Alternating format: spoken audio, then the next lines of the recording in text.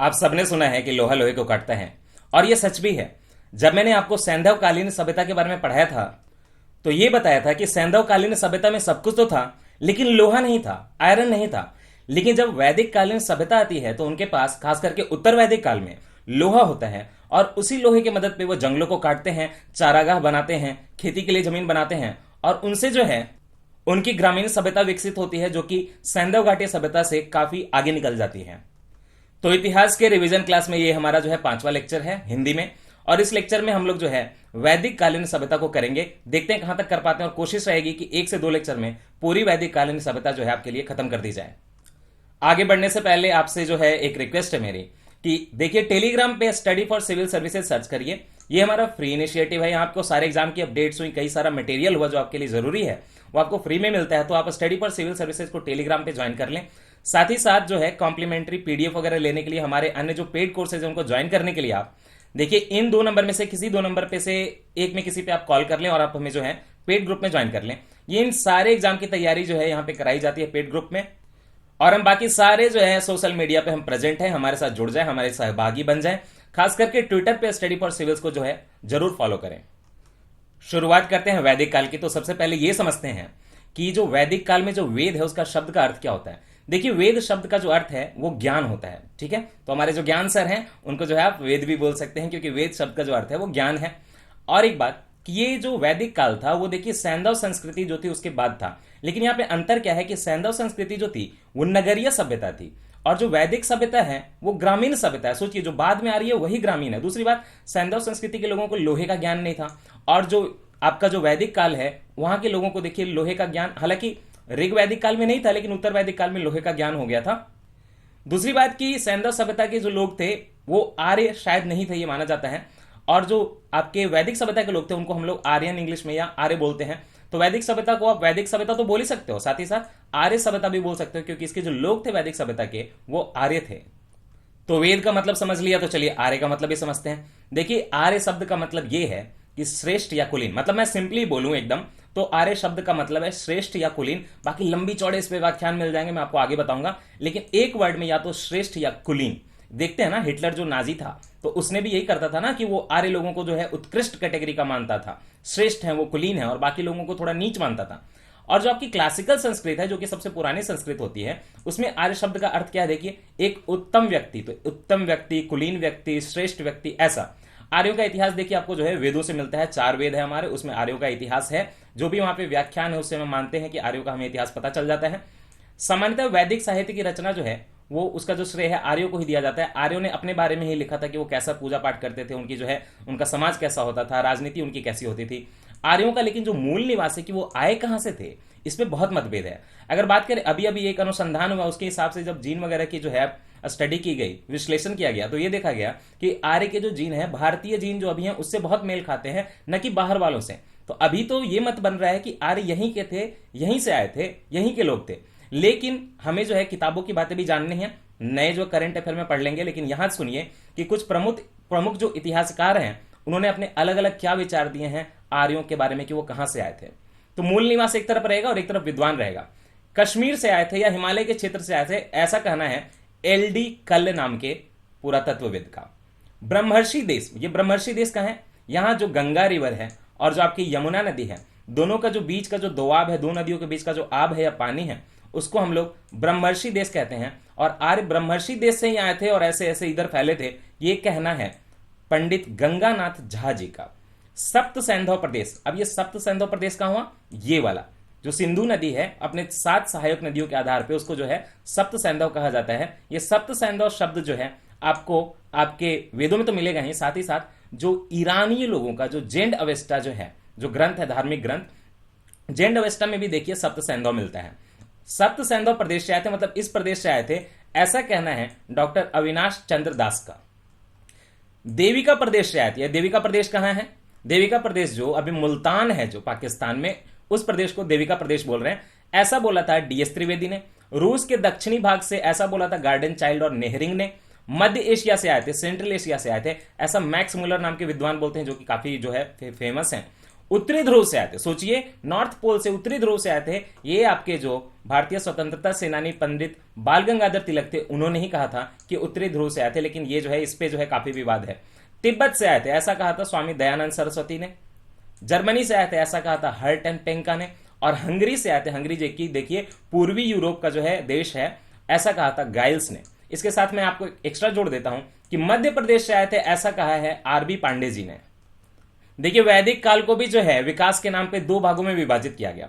पहला तो हुआ ऋग वैदिक काल और दूसरा हुआ, ऋग वैदिक काल को आप पूर्व वैदिक काल भी बोल सकते हैं क्योंकि वो पहले का टाइम है। तो इसकी जो तिथि निर्धारित की जाती है 1500 ईसा पूर्व से 1000 ईसा पूर्व तक चला। समझे, 1500 ईसा पूर्व से 1000 ईसा पूर्व क्या चला? ऋग वैदिक काल या पूर्व वैदिक काल। और उसके बाद वाला जो आता है उसको बोलते हैं उत्तर वैदिक काल। वो चला 1000 ईसा पूर्व से 600 ईसा पूर्व। और इसी 600 ईसा के पूर्व जो है महाजनपद वगैरह आने लगते हैं और जो है आपका बौद्ध धर्म, जैन धर्म, ये सब होने लगता है। उसको जो है हम आगे कवर करेंगे। तो पूर्व वैदिक काल या ऋग वैदिक काल 1500 से 1000 ईसा पूर्व, उत्तर वैदिक काल जो है 1000 से लेकर 600 ईसा पूर्व। अब ऋग वैदिक काल का जो ज्ञान आपको मिलेगा, कहां से मिलेगा, इतिहास कहां से मिलेगा? ऑब्वियसली आपको जो है ऋग्वेद से मिलेगा। यहां मैंने आपको पहले ही बताया था कि ठीक है, वैदिक काल में लोहे का उल्लेख था, लेकिन ऋग वैदिक काल पूर्व वैदिक काल में नहीं था। लोहा जो आया वो आया उत्तर वैदिक काल में। ऋग्वेद में आपको कहीं भी आयरन या लोहे का उल्लेख नहीं मिलता है, लेकिन उत्तर वैदिक के जो ग्रंथ हैं उनमें आपको लोहे का उल्लेख मिलने लगता है। तो पूरे वैदिक काल में लोहा नहीं था, जो उत्तर वैदिक काल था उसमें लोहा जो है मिलने लगता है। दूसरी बात कि देखिए, आपके ऋग्वेद में कई नदियों का उल्लेख है, बल्कि मतलब अफगानिस्तान की भी 4 नदियों का उल्लेख है। सोचिए, तो इससे यह पता चलता है कि ऋग्वेद काल के जो लोग थे उनका अफगानिस्तान से जो है संपर्क था। तो ऋग्वेद में जो है अफगानिस्तान की 4 नदियां हैं, उसको पहले अलग से पढ़ लीजिए। देखिए, जो ऋग्वेद में लिखा हुआ है उसके हिसाब से लिखा हुआ है क्रमु, कुभा, गोमती और सुवास्तु। ये गोमती आप जो है लखनऊ वाली नहीं है, ठीक है। क्रमु, कुभा, गोमती और सुवास्तु। अब ये जो 4 नदियां हैं ये आज भी हैं, लेकिन नाम अलग है, नाम अलग है। जो ये आप देख रहे हो, जो क्रुमु नदी है, क्रुमु जो नदी है वो कौन सी बन गई? देखिए, कुर्रम नदी बन गई। क्रुमु क्या बन गई? कुर्रम नदी बन गई, ये अफगानिस्तान में बहती है। कुभा जो है वो काबुल नदी बन गई, ठीक है, काबुल तो आप जानते ही हैं। जो गोमती है वो अभी देखिए गुमल नदी बन गई। और अंतिम जो सुवास्तु है वो आपकी स्वात जो नदी है अफगानिस्तान की, वो बन गई। तो यही 4 नदियां थी क्या? नहीं। देखिए, आपके ऋग्वेद में मैंने पहले आपको ही बताया कि ज़ेंड अवेस्टा की तरह जो है सप्त सैंधव प्रदेश की 7 नदियों का उल्लेख मिलता है। अब यहां पे मैं आपको रुक के एक चीज बताना चाहूंगा। यहां जो सप्त सैंधव है उसमें एक विवाद है। एक विवाद यह है कि सिंधु नदी और उसकी सहायक नदियों को मिला के सप्त सैंधव बोलते हैं क्योंकि सैंधव है। दूसरा विवाद यह है कि सरस्वती नदी जो पहले राजस्थान के इलाके में बहती थी अब तो लुप्त हो गई है, तो सरस्वती नदी के ही जो 7 सहायक नदियां थी उनको बस जो है सप्त सैंधव बोलते हैं। लेकिन अभी जो ज्यादा माना जाता है वो माना जाता है कि सिंधु नदी और उसकी जो है सहायक नदियों के आधार पर जो है सप्त सैंधव प्रदेश बोला जाता है। तो उसमें कौन कौन सी नदियां हैं? देखिए, सरस्वती एक खुद ही मानी जाती है सप्त सैंधव में, तो वो तो देखिए सरस्वती का नाम सरस्वती अब लुप्त हो गई। दूसरी नदी थी विपासा, जो आज आपकी ब्यास नदी है, वही विपासा नदी थी। तीसरी है परुष्णी, परुष्णी आज आपकी रावी नदी है। फिर है वितस्ता, वितस्ता जो है आपके जम्मू कश्मीर की झेलम नदी है। सिंधु नदी उसी नाम से आज भी है। उसके बाद वाली है शुतुद्री नदी। शुतुद्री नदी जो है आज देखिए, आज जो सतलज नदी है आपके भारत में उसको बोलते हैं। और आस्किनी नदी जो है आपकी जो चेनाब नदी है जम्मू कश्मीर वगैरह में, उसका नाम था। तो ये जो है सप्त सैंधव की 7 नदियां थी। मैंने आपको नया नाम भी बता दिया, पुराना नाम भी बता दिया, इसको आप याद रखिएगा। चूंकि ऋग्वेद का जो काल था भारत के जो है पश्चिम उत्तर में था, तो ये गंगा यमुना से इनको ज्यादा मतलब नहीं था। लेकिन इसका मतलब ये नहीं कि आपको एग्जाम में आ जाए कि गंगा और यमुना का वहां पे उल्लेख नहीं तो आप बोलोगे हाँ नहीं है, आप मार के चले आओगे, गलत नहीं। देखिए, गंगा नदी और यमुना नदी का भी उल्लेख आता है, कम आता है। गंगा देखिए, यमुना नदी का 3 बार उल्लेख होता है और गंगा नदी का तो एक ही बार उल्लेख होता है। खुद सोचिए ना, भारत के मैप पे जब आप पश्चिमोत्तर से आएंगे तो आपको पहले यमुना पड़ेगी, तो यमुना को देखिए 3 बार उल्लेख मिल जाएगा, गंगा उसके बाद पड़ेगी। तो ये लोग यहां तक अब ये ठीक से पहुंचे नहीं थे, तो इसीलिए गंगा का जो उल्लेख है बस एक बार होगा और यमुना का जो उल्लेख है वो 3 बार है। एक और नदी है, कश्मीर की एक नदी है मरुदवृद्धा। मरुदवृद्धा जो कश्मीर की नदी है उसका भी उल्लेख मिलता है। ऋग्वेद में सिंधु नदी का देखिए सर्वाधिक बार उल्लेख हुआ है क्योंकि ये माना जाता है कि पश्चिमोत्तर से सभ्यता आई थी, ये आर्य। और ऋग्वैदिक आर्यों की सबसे पवित्र नदी कौन सी थी?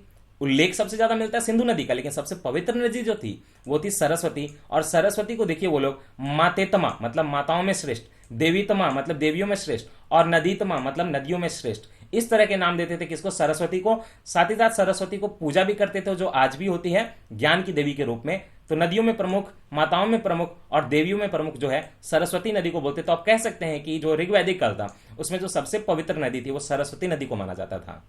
और इसीलिए वो विवाद भी है कि सप्त सैंधव का मतलब शायद सरस्वती नदी से ही था। ये जो सिंधु नदी थी उसका आर्थिक महत्व बहुत ज्यादा था।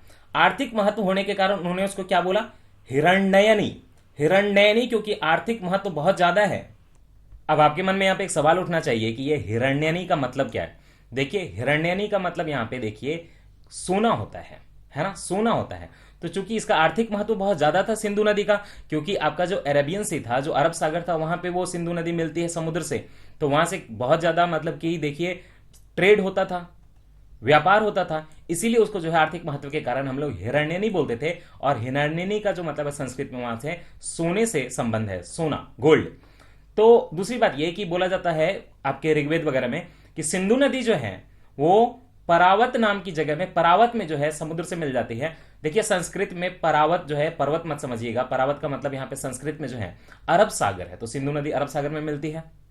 संस्कृत में इसी आर्थिक महत्व के कारण जो है अरब सागर को रत्नकार भी कहते हैं और परावत भी कहते हैं, रत्नकार भी कहते हैं। याद रखिएगा, यहां पे नहीं दिया लेकिन आपको बता दूं। दूसरी बात कि मैंने आपको पहले ही बताया था कि गंगा यमुना का जो दोआब क्षेत्र है उसको जो है ऋग्वेद में और उसके समीपवर्ती जो क्षेत्र है आर्यों ने उसको क्या बोला, ब्रह्मर्षि देश कहा है। ब्रह्मर्षि देश गंगा यमुना के दोआब को बोला है।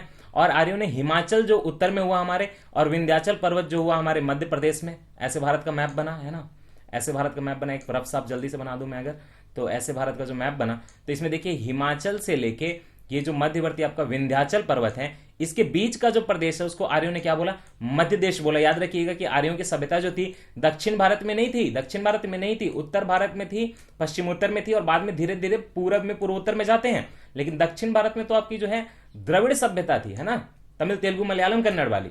तो आर्यों ने जो है ऊपर के जो है जम्मू कश्मीर या कहें कि हिमाचल, और बीच में जो है विंध्याचल, दोनों के बीच के प्रदेश को क्या बोला, मध्य देश बोला। गंगा यमुना का जो दोआब है उसके बीच वाले को क्या बोला, ब्रह्मर्षि देश बोला। मुल्तान वाले एरिया को क्या बोला, क्या बोला बताइए, देविका प्रदेश बोला था। यहां पे बड़ी एक रोचक बात है कि देखिए आर्यों का जो संबंध है विदेश से इतना ज्यादा था कि 1400 ईसा पूर्व का एक वहां पे अभिलेख मिला है एशिया माइनर में। एशिया माइनर की बोगजकाई नाम की जगह में, बोगजकाई जो है एशिया माइनर जो है वहां पे एक अभिलेख मिला है। उसमें जो देवताओं का उल्लेख है वो ऋग वैदिक काल के देवताओं का उल्लेख है। तो आपके मन में जो प्रश्न उठना चाहिए कि ये बोगजकाई एशिया माइनर है कहां। तुर्की चले जाइए, तुर्की का जो अनातोलिया नाम का जो प्लेटू है, ये देखिए ये वाला जो अनातोलिया प्लेटू है तुर्की आज का, ये इसको हम लोग जो है एशिया माइनर भी बोलते हैं। तो यहां से कुछ देखिए अभिलेख मिले हैं जिनपे हमारे आर्यन जो सभ्यता है उनके देवी देवताओं का वहां पे नाम मिला है। बताइए, तो सोचिए कि बोगजकाई एशिया माइनर तक इनके संबंध थे, और जो अभिलेख मिला है वो 1400 ईसा पूर्व का है। अब यहां पे है ऋग वैदिक काल की नदियों का नाम। सारी नदियां मैंने इसमें जो है आपको ऊपर पढ़ा दी हैं, नए नाम के साथ पहले ही पढ़ा दिया। दो तीन नहीं पढ़ाई हैं वो सुनिए। जो आज आपकी गंडक नदी है, ऋग्वेद में उसका उल्लेख मिलता है, उसको बोलते थे सदा नीरा। नीरा मतलब पानी होता है, नीर मतलब पानी, सदा मतलब तो जानते ही हैं, तो जिसमें हमेशा पानी रहे। ऐसे ऐसे कई नदियां थी जिनमें हमेशा पानी रहे, लेकिन गंडक को उन्होंने जो है सदा नीरा बोला था। आप इस बात को याद रख लीजिए। साथ ही साथ आप याद रख लीजिए कि आज जो आपकी घग्गर नदी है पंजाब वाली, राजस्थान वाली, उसको उन्होंने ऋग्वेद में क्या बोला है, दृशादति बोला है। दृशादति किसको बोला है, घग्गर नदी को। बाकी जो आप लिस्ट में सारी नदियां देख रहे हो मैंने आपको जो है ऊपर नए नाम के साथ पढ़ा दिए, तो आपको देखने की अब जरूरत नहीं है। जगह भी बता दिया, अफगानिस्तान और सप्त सैंधव वाली चीजें। एक बात जब मैंने आपको पिछले लेक्चर्स पढ़ाने शुरू किए तो आपको यह बताया था कि जो वैदिक साहित्य है वो बाद में लिखा गया। ठीक है, साहित्य था, ऋग्वेद था, सामवेद था, यजुर्वेद था, अथर्ववेद था, ये चार हमारे वेद थे। ये सबसे प्राचीन कौन सा है, ऋग्वेद है। उसके बाद सामवेद, यजुर्वेद, अथर्ववेद जो है देखिए काल से दिया हुआ है, तो ऑर्डर में आप याद रख लीजिए, क्रम से है। तो वैदिक साहित्य तो था, लेकिन वो श्रुति था। श्रुति मतलब आपने जो है, गुरु मान लीजिए आप मेरे हैं, आपने मुझे बताया, मैं आपके सानिध्य में रहता था, मैंने आपसे सीखा, मैंने किसी और को बताया, तो वो श्रुति थी, सुन सुन के जाती थी, लेकिन उसको लिखा नहीं गया था। कोई ऐसा स्क्रिप्ट अभिलेख नहीं मिला है। लेकिन बाद में जब लेखनी की जो मतलब प्रक्रिया है, जो अभिलेख लिखे जाने लगे, तो उस टाइम पे जो है सारा वैदिक साहित्य का संकलन किया गया और बाद में लिखे गए ऋग्वेद, सामवेद, यजुर्वेद जो है आपके पेपर पे। तो इसीलिए श्रुति का मतलब होता है सुना हुआ। और भारतीय साहित्य में वेद सर्वाधिक प्राचीन है, चार है, ऋग्वेद, सामवेद, यजुर्वेद, अथर्ववेद, नाम याद रख लीजिए। और श्रुति बोलते हैं वैदिक साहित्य को, ये भी जो आप याद रख लीजिए। उसमें जो खास करके ऋग्वेद, यजुर्वेद और सामवेद है, ये शुरू वाले जो आप देख रहे हैं ऋग्वेद, सामवेद, यजुर्वेद, इनको जो है वेद त्रयी कहा गया है, या जो है साधारणतः इसको हम लोग त्रयी भी बोल देते हैं। समझ गए, जो आपके शुरू के ऋग्वेद, सामवेद और यजुर्वेद है उनको वेद त्रयी बोला गया। तीन है ना, और त्रयी भी बोलते हैं।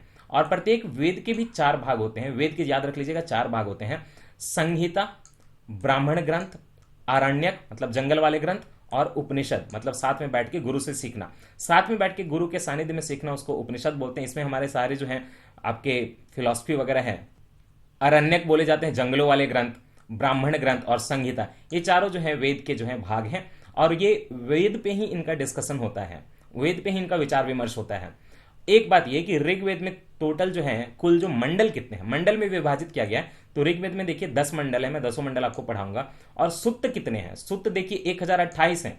उसमें शुरू के जो 1017 सुक्त हैं वो काकल है, काकल में है, काकल मतलब ऋषि मुनियों के नाम पे है। और 11 सुक्त जो हैं बालखिल्य में है, समझे। ऋग्वेद के टोटल 10 मंडल में आपके 1028 सुक्त हैं। 1028 सुक्त में से 1017 जो हैं वो काकल में है, और बाकी जो 11 सुक्त हैं देखिए वो बालखिल्य में है। ऋग्वेद के 2 से लेकर 7 तक के मंडल जो हैं वो ज्यादा प्राचीन माने जाते हैं।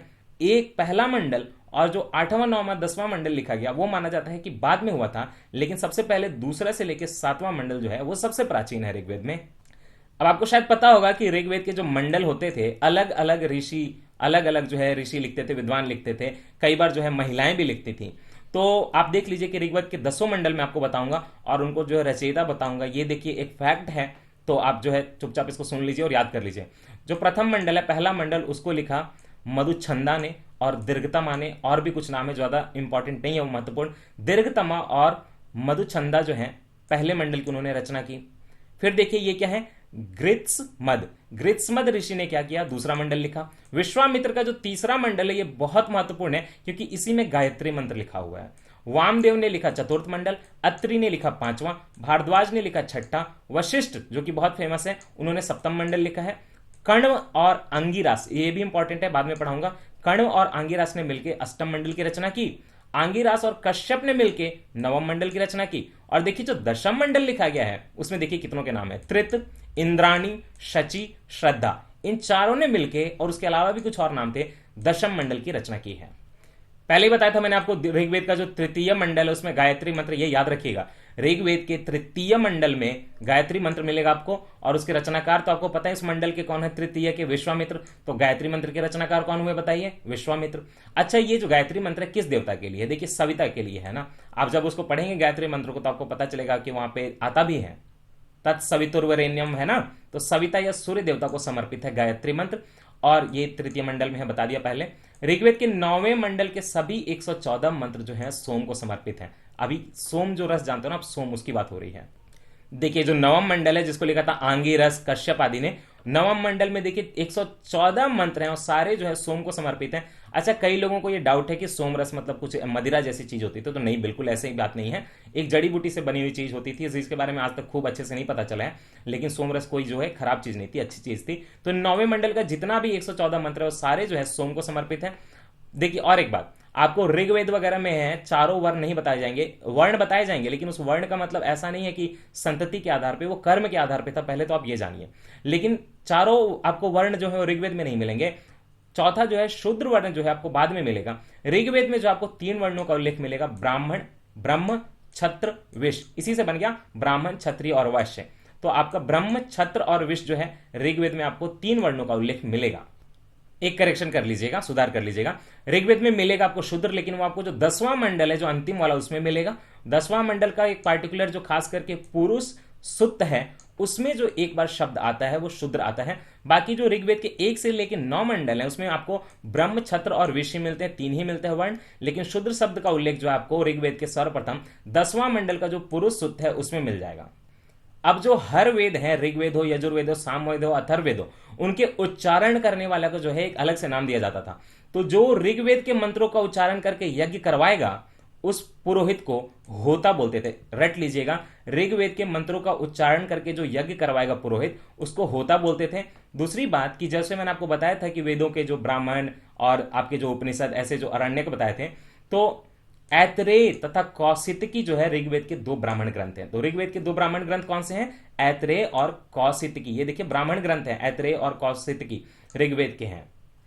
बाद में जब पतंजलि आए वैद्य तो उनका कहना था कि ऋग्वेद की टोटल जो है कुल 21 शाखाएं हैं। ऐतरेय ब्राह्मण जो है ऋग्वेद का, देखिए आपको बताया ना 2 ब्राह्मण, ऐतरेय और ये कौशितकी। देखिए ब्राह्मण यहाँ पे ग्रंथ है, आप ब्राह्मण मतलब पंडित मत समझ लीजिएगा। ऐतरेय और कौशितकी जो ऋग्वेद के 2 ग्रंथ हुए तो उसमें से ऐतरेय ब्राह्मण जो है उसमें शुनशेप आख्यान का वर्णन मिलता है। अब ये शुनशेप क्या है, देखिए ऋग्वेद में ऐतरेय ब्राह्मण में एक ये किरदार है। शुनशेप एक किसी के मंझले पुत्र थे और काफी विवेकपूर्ण थे, तो ये उसके किरदार है शुनशेप। उनके जो आख्यान है, उनकी जो कहानी है आपको ऐतरेय ब्राह्मण में मिलती है, जो कि काफी एक फेमस कहानी है। तो यजुर्वेद में क्या है, देखिए यजुर्वेद में देखिए कर्मकांड भी है। कर्मकांड मतलब कि पूजा पाठ कैसे करानी है, और साथ में स्तोत्र भी है, मंत्र वगैरह भी है। इसकी खासियत क्या है यजुर्वेद की, कि इसमें आपको गद्य में भी मिल जाएगा और पद्य में भी मिल जाएगी रचना, मतलब कि कहानी में भी मिल जाएगी और कविता में भी मिल जाएगी। यजुर्वेद के कर्म कांडों को संपन्न कराने वाले पुरोहित को क्या बोलेंगे, देखिए आपको जो ऋग्वेद वाले को पढ़ने वाले को क्या बोला था मैंने, यज्ञ कराने वाले को, उसको बोला था होता। उसी तरह यजुर्वेद वाले को बोलेंगे अर्धवयु। अर्धवयु कौन है, जो यजुर्वेद के कर्म कांडों को संपन्न कराएगा पुरोहित, उसको हम लोग बोलेंगे अर्धवयु।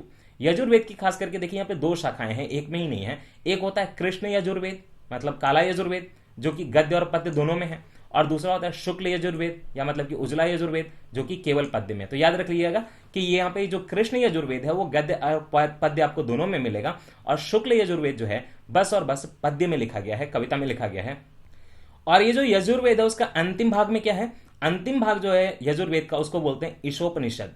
अब यहाँ पे ईशोपनिषद में आप देखिए एक वर्ड आ रहा है, यहाँ पे शब्द आ रहा है उपनिषद। जैसे ही ईशोपनिषद आया, इसका संबंध जो है याज्ञिक अनुष्ठान वगैरह नहीं होगा, इसका संबंध जो है फिलॉसफी या आध्यात्मिक चिंतन से हो जाएगा। आपको पता है आपके उपनिषद में जो है फिलॉसफी है, आध्यात्मिक चिंतन, ऐसी बातें हैं। तो यजुर्वेद का जो अंतिम भाग है ईशोपनिषद, उसमें आध्यात्मिक चिंतन की बातें की गई हैं, यज्ञिक अनुष्ठान की बातें नहीं की गई हैं। और ये जो आपके यजुर्वेद में शुक्ल यजुर्वेद है, उसकी मुख्य संहिताओं को देखिए क्या बोला गया, वाजस्नेय बोला गया। यजुर्वेद की, शुक्ल यजुर्वेद की उसके मुख्य संहिताओं को वाजस्नेय नाम दिया गया है, क्योंकि वाजस्नी के पुत्र याज्ञवल्क्य जो थे इसके दृष्टा थे। समझ गए, शुक्ल यजुर्वेद की मुख्य संहिताओं को वाजस्नेय क्यों बोला गया, क्योंकि वाजस्नी के पुत्र याज्ञवल्क्य जो थे उन्होंने वाजस्नेय ये लिखा था शुक्ल यजुर्वेद की मुख्य संहिताओं को। और दूसरा कि कृष्ण यजुर्वेद जो है उसकी देखिए 3 शाखाएं मुख्य हैं। एक है तैत्तिरीय, दूसरा है मैत्रायणी, और तीसरा है कपिस्थल। और एक बात कि आपको पता होगा शतपथ ब्राह्मण के बारे में आपने बहुत कुछ सुना होगा। तो ये शतपथ ब्राह्मण किसका ग्रंथ है, शतपथ ब्राह्मण जो है यजुर्वेद का ब्राह्मण ग्रंथ है। मैंने आपको ऋग्वेद के 2 ब्राह्मण ग्रंथ बताए थे, आप उसको याद कर लिया आपने। अब जो आपको मैं यजुर्वेद पढ़ा रहा हूं तो उसमें जो ब्राह्मण ग्रंथ है उसको बोलते हैं शतपथ ब्राह्मण। शतपथ ब्राह्मण में देखिए है क्या, शतपथ ब्राह्मण में जो कि यजुर्वेद का भाग है उसमें देखिए पुनर्जन्म का सिद्धांत है, जल प्लावन की बातें हैं, पुरुरवा की बातें हैं, पुरुरवा की बातें और उर्वशी की साथ में बातें हैं। तो पुरुरवा और उर्वशी जो किरदार है उनका जो आख्यान है आपको यजुर्वेद के ब्राह्मण ग्रंथ शतपथ ब्राह्मण में मिलेगा। साथ ही साथ पुनर्जन्म का सिद्धांत, जल प्लावन की विधि, ये सारी बातें जो है आपको यजुर्वेद में मिलेंगी। यजुर्वेद के भी ब्राह्मण ग्रंथ कौन से, शतपथ ब्राह्मण में। पुरुष मेध, पुरुष मेध का वर्णन है, सोचिए पुरुष मेध का, अश्वमेध नहीं, पुरुष मेध की बात हो रही है। इसका वर्णन भी जो आपको यजुर्वेद में मिल जाएगा ब्राह्मण ग्रंथ शतपथ ब्राह्मण में। 2 हो गए आपके, ऋग्वेद हो गया, यजुर्वेद हो गया। अब होगा जो होगा सामवेद होगा। सामवेद में देखिए आपके संगीत की जो आपके जो देश में संगीत की उत्पत्ति हुई है उसे माना जाता है कि सामवेद से ही हुआ। क्यों, क्योंकि सामवेद में देखिए साम का अर्थ है संगीत या गान होता है। इसमें जो है बहुत सारा संगीत का ओरिजिन आपको यहाँ पे मिल जाएगा। सामवेद में है क्या, जो यज्ञों के अवसर पे जो मंत्र गाए जाते हैं उन सब मंत्रों का संग्रह है। जो व्यक्ति इन मंत्रों को गाता था उसको क्या बोलेंगे, पहले मैंने आपको होता बता दिया, फिर मैंने आपको जो है यजुर्वेद वाले का भी बता दिया। अब सुनिए, जो सामवेद के मंत्रों को गाएगा उसको उद्गाता बोलते थे। नाम भी देखिए उद्गाता है तो याद रह जाएगा आसानी से। उद्गाता कहा जाता था सामवेद के मंत्रों के उच्चारण करने वालों को। सामवेद में देखिए जो सामवेद में टोटल आपके छंद कितने हैं, 1875। और दूसरी बात कि मैंने आपको बोला कि यहाँ पे मंत्रों का संग्रह है, तो संग्रह कहाँ का है, जो आपके ऋग्वेद वगैरह में जो मंत्र होंगे उसी का संग्रह होगा ना। ऋग्वेद में भी तो कई सारे मंत्र हैं, तो सामवेद में देखिए 1875 में से 75 को छोड़ दीजिए, वो तो अलग से हैं कि चलिए सामवेद में है, लेकिन बाकी सारे जो 1800 हैं वो सारे ऋग्वेद में भी उपलब्ध हैं। एक तरह से डुप्लीकेशन है। तो डबल मजदूरी आप मत करिएगा, आप अपनी पढ़ाई के जो है एक ही चीज के अलग अलग नोट्स मत बनाइएगा, एक जगह रखिएगा। इन्होंने तो किया है कि सामवेद में जो 1875 छंद है उसमें से 1800 छंद जो है वो ऋग्वेद वाले ही हैं। और सामवेद की प्रमुख शाखाएं कौन सी हो जाएंगी, कौथुमीय, राणायणीय और जैमिनीय। ये ऋषियों के नाम पे होता है, ठीक है, कंफ्यूजन नहीं होना। कौथुमीय, राणायणीय और जैमिनीय जो है ये सामवेद की प्रमुख शाखाएं हैं। अब जो बात आएगी वो बात आएगी अथर्ववेद की। अथर्ववेद के अब एक मंत्र उच्चारण करने वाला होगा तो उस पुरोहित को क्या बोलेंगे? ब्रह्मा बोलेंगे। देखिए, ब्रह्मा बोलेंगे। अथर्ववेद के मंत्रों का उच्चारण करने वाले पुरोहित को ब्रह्मा बोलेंगे। अथर्ववेद में मगध और अंग, अंग कहां पे आता है बताइए? अंग आता है आपके बिहार वाले एरिया में ही, भागलपुर वगैरह जिले के जो आसपास का एरिया उसको अंग बोलते हैं। और मगध कौन सा आता है? पटना, औरंगाबाद, गया वाला जो इलाका उसको मगध बोलते हैं। तो अथर्ववेद में मगध और अंग दोनों को बोला कि दूरस्थ प्रदेश है। अगर ये लोग बोल रहे हैं कि दूरस्थ प्रदेश हैं तो ये कहा जा सकता है कि इनके लिए बहुत दूर की जगह थी। तो शायद जो आर्य जो थे वो बाहर से आए थे, क्योंकि उनको भारत का जो पूर्वी इलाका है वो काफी दूर लग रहा है। तो इसी सब संभावनाओं पे बोला जाता है कि आर्य बाहर से आए थे। दूसरी बात कि अथर्ववेद में देखिए सभा और समिति को बोला गया है कि वो प्रजापति की 2 पुत्रियां हैं। ये सभा और समिति क्या है? ये सभा और समिति एक तरह से शासन पे, राजा पे जो है नियंत्रण रखने के लिए होती थी। सभा में जो है बड़े विशिष्ट लोग होते थे, बुजुर्ग लोग होते थे, कुलीन लोग होते थे। और समिति जो है वो सर्व जन समुदाय के लिए थी, उसका जो है कोई भी मेंबर बन सकता था। तो सभा और समिति जो है प्रजापति की 2 पुत्रियां कही गई हैं। कहां कही गई हैं? अथर्ववेद में कही गई हैं। इनमें सामान्यतः मनुष्य के विचारों, विश्वासों तथा अंधविश्वासों का वर्णन, पूरा जो जादू टोना है, जो इंसान का विश्वास है, अंधविश्वास है, सब आपको कहां मिलेगा? अथर्ववेद में मिलेगा। तो अथर्ववेद एक तरह से कहें तो कुछ लोग कहते हैं कि भूतों की किताब है। अथर्ववेद की देखिए 2 शाखाएं हैं। अथर्ववेद की 2 शाखाएं हैं। एक है पिप्पलाद, ये ऋषि मुनियों के आधार पर है ना। दूसरा है शौनक। तो पिप्पलाद और शौनक जो है अथर्ववेद की 2 प्रमुख शाखाएं हैं। अब एक है बृहदारण्यक उपनिषद। बृहदारण्यक उपनिषद में आपको एमसीक्यू में आ जाए कि याज्ञवल्क्य और गार्गी का प्रसिद्ध संवाद कहां मिलेगा, तो आप बताओगे बृहदारण्यक उपनिषद जो है उसमें मिलेगा। और एक बात, कठोपनिषद में क्या मिलेगा? उसमें यम और नचिकेता के संवाद का उल्लेख मिलेगा। ये संवाद क्यों महत्वपूर्ण है कि इन संवादों के आधार पर जो है जनजीवन की हम लोग जो है साधारण जो हमारे प्रश्न उठते हैं डेली बेसिस पे, उसका हम आंसर दे सकते हैं। संवाद में कई ऐसे क्वेश्चन पूछे जाते हैं जो कि बहुत मुश्किल होते हैं और एक जो विद्वान है उसको बताएगा। तो याज्ञवल्क्य और गार्गी का संवाद आपको मिलेगा बृहदारण्यक उपनिषद में। और आपको यम और नचिकेता का संवाद जो कि बहुत फेमस है, आपके एथिक्स में भी पढ़ाया जाता है, नीति में भी पढ़ाया जाता है, वो कठोपनिषद में आपको यम और नचिकेता का संवाद मिल जाएगा। कठोपनिषद है क्या है? कठोपनिषद एक तो देखिए कठोपनिषद उपनिषद है, लेकिन किस वेद का उपनिषद है? देखिए यजुर्वेद में भी जो कृष्ण यजुर्वेद था भाग, उसका उपनिषद है कठोपनिषद। अब एक बहुत यहां पे इंपॉर्टेंट महत्वपूर्ण बात, सत्यमेव जयते कहां से ले गया है? सत्यमेव जयते जो है शब्द जो है मुंडकोपनिषद से लिया गया है। सत्यमेव जयते जो है मुंडकोपनिषद से लिया गया है। ये बात जो है रट लीजिएगा। अथर्ववेद का ब्राह्मण ग्रंथ कौन सा है? एक ही ब्राह्मण ग्रंथ है अथर्ववेद का, उसको बोलते हैं गोपत ब्राह्मण। गोपत ब्राह्मण, देखिए गायों का जो है बहुत महत्व था, तो गोपत ब्राह्मण जो है अथर्ववेद का एकमात्र ब्राह्मण ग्रंथ है। और एक बात कि आपका जो अथर्ववेद है उसका एक भी अरण्यक नहीं है, एक भी अरण्यक नहीं है अथर्ववेद का, यह भी आप रट लीजिएगा। पहले आपको बताया था कि उपनिषदों में जो है आपकी फिलॉसफी है भारत की, मतलब कि दर्शन शास्त्र है। तो उपनिषद जो है दर्शन पर आधारित पुस्तकें हैं। और उपनिषदों को जो हम लोग वेदांत भी बोलते हैं, क्योंकि माना जाता है कि यहीं पे जो है वेदों का जो है अंतिम चरण आ जाता है और वहां से आपको जो है दर्शन शास्त्र की ज्ञान की प्राप्ति होती है। उपनिषद का मैंने आपको पहले ही मतलब बताया था कि उपनिषद का मतलब होता है कि शिष्य जो है गुरु के पास बैठे और गुरु से ज्ञान की प्राप्ति करे, इस बात को जो है उपनिषद बोलते हैं। उपनिषद में प्रथम बार मोक्ष की चर्चा की गई है। वेदों में बाकी कहीं भी जो है मोक्ष की चर्चा नहीं की गई है, लेकिन चूंकि उपनिषद आपके दर्शन शास्त्र से संबंधित है तो वहां आपको जो है मोक्ष की चर्चा मिल जाएगी। यह शब्द श्वेताश्वर उपनिषद में पहली बार है। उपनिषदों में कहां पे मिलेगा आपको? श्वेताश्वर उपनिषद जो है वहां पे जो है मोक्ष की बात आएगी। ये एमसीक्यू के लिए आपके लिए बहुत महत्वपूर्ण है। अच्छा, वेदांग कितने हमारे? वेदांग है 6।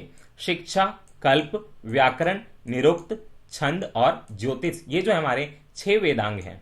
सवाल उठना चाहिए कि वेदांग होते क्या हैं। देखिए, जब आप वेदों का अध्ययन करते हैं तो अध्ययन करने के बाद जो आपको ज्ञान की प्राप्ति होती है, उसके हिसाब से देखिए अलग से ये जो है विभाजन हुआ है, मतलब विषय बने हैं कि क्या क्या पढ़ेंगे। तो शिक्षा, कल्प, शिक्षा में जैसे उच्चारण वगैरह की बातें हुई, कल्प, व्याकरण, निरुक्त, छंद और ज्योतिष जो है वेदों को पढ़ने के बाद जो आपका जो है नॉलेज डेवलप होता है वो वेदांग बना है। अच्छा, अब है कहां पे ये? आपको बताया था वेद, तो वेद में जो मैंने आपको ब्राह्मण ग्रंथ पढ़ाए थे, ब्राह्मण ग्रंथों से निकला है ये सारे जो वेदांग जो है ब्राह्मण ग्रंथों से उनकी जो है उत्पत्ति है। एक सूत्र है आपके वेदों में ही, वो है शूल्व सूत्र। देखिए, शूल्व सूत्र में आप जब यज्ञ करते हैं तो उसकी जो वेदी बनाते हैं तो उसको कैसे मापें, कहां पे करें और उसे का निर्माण कैसे करें, ये सारी जो चीजें हैं आपके शूल्व सूत्र में दी गई हैं।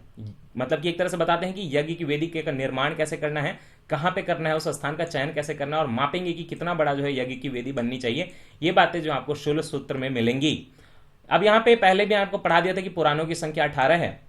तो वो 18 नाम आप यहाँ पे देख लीजिए। आप ये तो आप पहले जान लीजिए कि पुराण जो है वैदिक काल में नहीं लिखे गए, बाद में लिखे गए हैं, लेकिन चूंकि यहाँ पे धार्मिक जो ग्रंथों का उल्लेख आ रहा है तो मैं आपको 18 पुराणों का नाम बता दूं।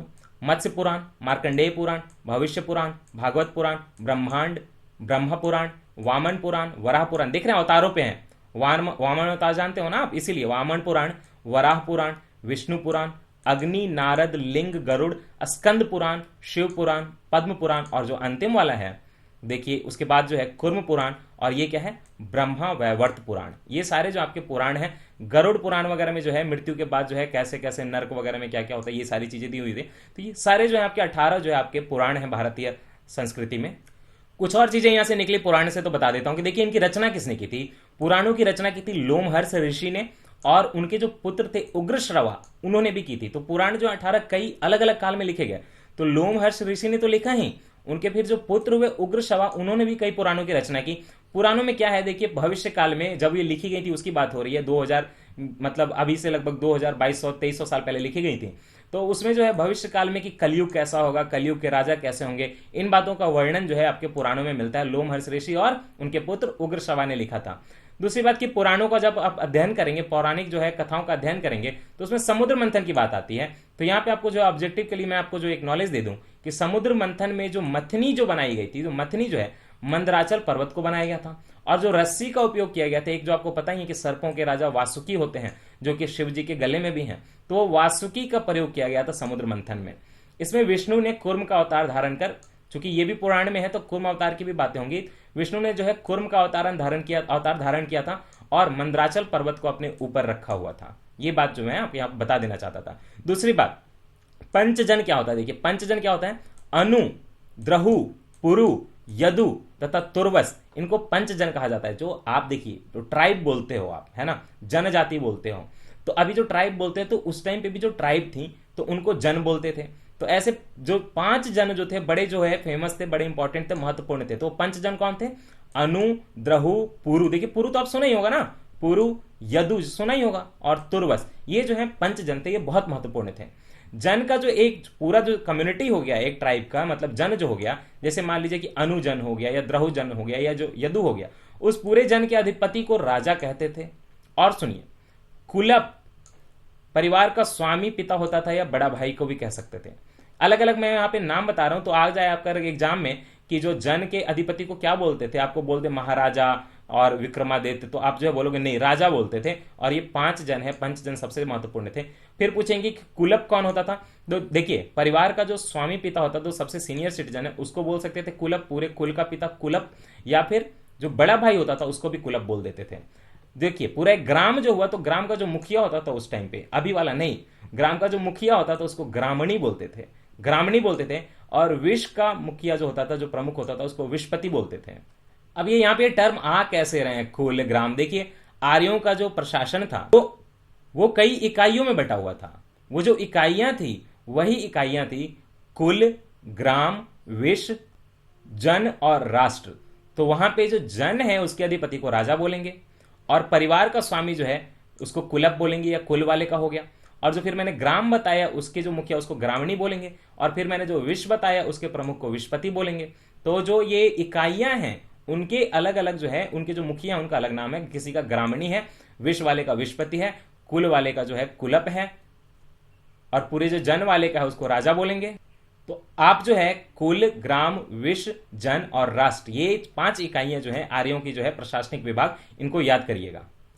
अच्छा, आर्यों के टाइम पे एक युद्ध हुआ था, उसको बोलते हैं दश राज्य युद्ध। ये जो दश राज्य युद्ध हुआ था, आपको ऋग्वेद का जो 7वां मंडल है उसमें इसका उल्लेख मिलता है। इसमें हुआ क्या था देखिए, इस युद्ध में पहले तो ये जान लीजिए कि प्रत्येक पक्ष में जो है आर्य और अनार्य थे। ये ऐसा नहीं था कि आर्य और अनार्य के बीच में लड़ाई थी, दोनों पक्षों में कुछ लोग आर्य थे और कुछ लोग अनार्य थे। ये 7वें मंडल में मिलेगा इसका उल्लेख आपको ऋग्वेद में। तो ये जो दश राज्य युद्ध हुआ था, ये हुआ कहां था, जो आपकी रावी नदी है आज उसके तट पे हुआ था। और रावी को उस टाइम पे क्या बोलते थे, आपको पहले ही बताया, परुष्णी बताया है। तो परुष्णी नदी या रावी नदी के तट पे ये लड़ाई लड़ी गई थी। इस दश राज्य युद्ध में क्या हुआ था, एक तरफ देखिए जो भरत नाम की जन थी या ट्राइब थी, तो उन भरतों के एक राजा थे सुदास, इसको वंश को बोलते थे, उसको त्रित्सु वंश राजवंश। त्रित्सु राजवंश जो था भरतों के राजा सुदास का था। एक तरफ तो वो थे, दूसरी तरफ पूरा एक संघ बना हुआ था जिसमें 10 राजा थे। एक तो 10 राजा में से एक तो पंचजन थे, तो 5 जो हो गए आपके जन हो गए। इसके अलावा 5 और लघु जनजाति थे। कौन थी? देखिए आप बात को समझिए। रावी नदी के किनारे या परुष्णी नदी के किनारे एक लड़ाई हुई कि भारत पे कब्जा किसका रहे। वो जो लड़ाई हुई उसको बोलते हैं दशराग्य युद्ध। दशराग्य युद्ध बोल रहे हैं। और एक साइड पे अकेले भरतों के राजा सुदास थे, जिनको कि बोलते हैं कि त्रित्सु राजवंश के राजा थे। दूसरी साइड में 10 राजाओं का एक संघ था। उस 10 में भी पहले तो एक पंचजन थे। पंचजन पहले ही आपको मैंने पढ़ा दिया ना, यहां पे पढ़ा है ना, अनु, द्रहु, पुरु, यदु, तुर्वस, ये पंचजन थे। साथ ही साथ और 5 लघु जनजातियां थी, अनिल, पख्त, भलानस, शिव और विशानिन। ये 5 जनजातियां और पंचजन, ये मिलके हो गए 10 राजाओं का संघ। और एक तरफ भरतों के राजा सुदास या त्रित्सु राजवंश।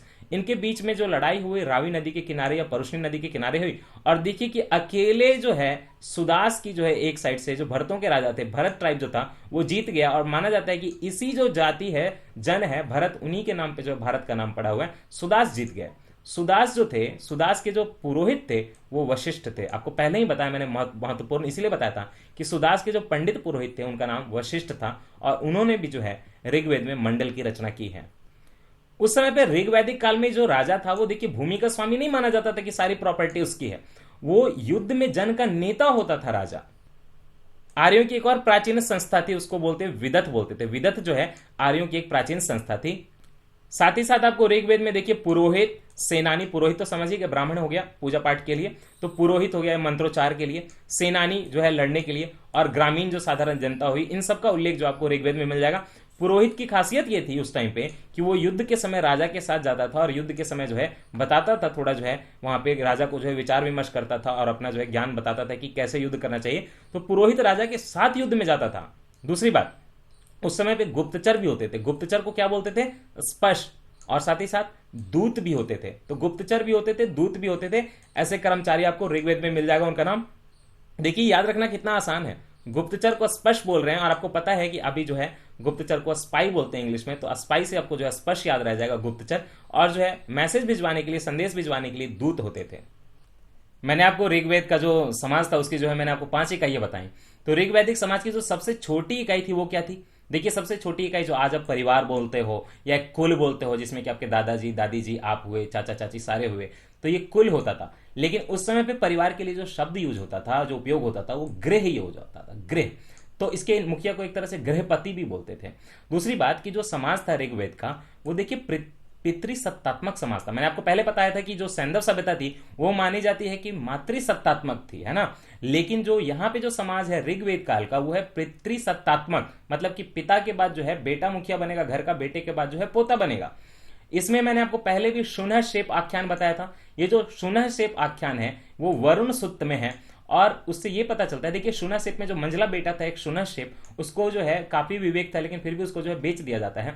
तो इससे ये पता चलता है कि पिता चाहे तो अपनी संतान को है अपनी मर्जी से बेच सकता था। इस बात का पता चलता है शुनह शेप आख्यान से, जो कि वरुण सूक्त में है और किस वेद में, किस ब्राह्मण में है वो है मैंने आपको पहले बता दिया था। अगली बात यह है कि जो ऋग्वैदिक कालीन समाज था उसमें देखिए कोई वर्ग विभेद नहीं था। अलग अलग लोग थे, अपना अपना काम करते थे, वो जन्म से आधारित नहीं होता था। ऋग्वेद में वर्ण मिलता है आपको शब्द, लेकिन वर्ण शब्द जो है कहीं कहीं तो रंग के लिए भी उपयोग होता था और कहीं कहीं व्यवसाय के हिसाब से होता था कि जो लड़ाई करे वो क्षत्रिय है, जो पूजा पाठ करे वो ब्राह्मण है, जो है सामान बेचे, सामान खरीदे वो वैश्य है। तो और जो अंत में 10वां मंडल में शूद्र भी मिल जाता है शब्द, तो जो 10वें मंडल में शूद्र मिलता है तो जो मतलब कि छोटे छोटे काम करे, मतलब तो उनको बाकी लोगों की सेवा करे उसको शूद्र बोलेंगे ऋग्वेद के हिसाब से, है ना। तो ये जो आपको मिलता है तो वो कर्म के आधार से था, जन्म के आधार से नहीं था। तो वर्ण का देखिए रंग के अर्थ में भी होता है और व्यवसाय के चयन के अर्थ में भी होता है, लेकिन कोई वर्ग विभेद के लिए वर्ण का उपयोग नहीं किया जाता था जन्म के आधार पे। ये जो ऋग्वेद का 10वां मंडल है जहां पे शूद्र का उल्लेख मिलता है, कैसे मिलता है? इसी में देखिए बोला जाता है कि एक विराट पुरुष के विभिन्न अंगों से 4 वर्णों की उत्पत्ति हुई है। और आपको पता ही है ब्राह्मण जो है वो मुख से, और बाकी बताने की जरूरत नहीं है, कभी एग्जाम में आएगा भी नहीं और आपको इस पर जोर देना भी नहीं चाहिए। अब यहां पे ही ऋग्वेद में ही गोत्र शब्द का सर्वप्रथम उल्लेख हुआ था। जो आज आप मानते हो, आपको पता है कई जो है जातियां हैं जो है उनमें एक गोत्र में शादी नहीं करते। लोग मानते हैं कि एक गोत्र की जो उत्पत्ति है एक ही जगह से हुई है, तो एक गोत्र के सारे लोग जो है भाई बहन होंगे तो गोत्र में शादी नहीं होती है। लेकिन ये आया कैसे, देखिए इसकी उत्पत्ति बताता हूं। गोत्र शब्द का जो सर्वप्रथम उल्लेख हुआ तो ऋग्वेद में हुआ था, लेकिन गोत्र शब्द का वहां पे मूल अर्थ क्या था? मूल अर्थ था गोत्र का संस्कृत में गोष्ठ, और गोष्ठ जो संस्कृत में शब्द है उसका मतलब यह होता है कि पूरे जो समूचे कुल का जो गोधन पाला जाता था, सारे जो गाय वगैरह एक जगह जो पाली जाती थी। एक बात बता दूं, जो आर्यन थे, ऋग्वेद के जो लोग थे, उनके लिए गायें बहुत महत्वपूर्ण थी।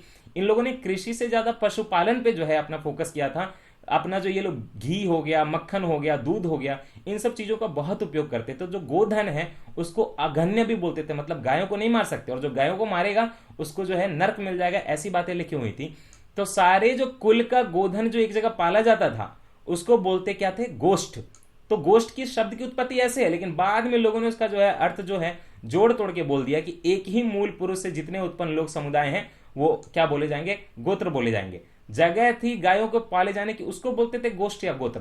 लोगों ने ये गायों की जगह खुद पे डाल लिया कि एक ही संतान से जो, एक ही मूल पुरुष से जो संतानें निकलेंगी आगे तक, उसको बोलेंगे गोत्र, और इसीलिए गोत्र में शादियां नहीं करते हैं।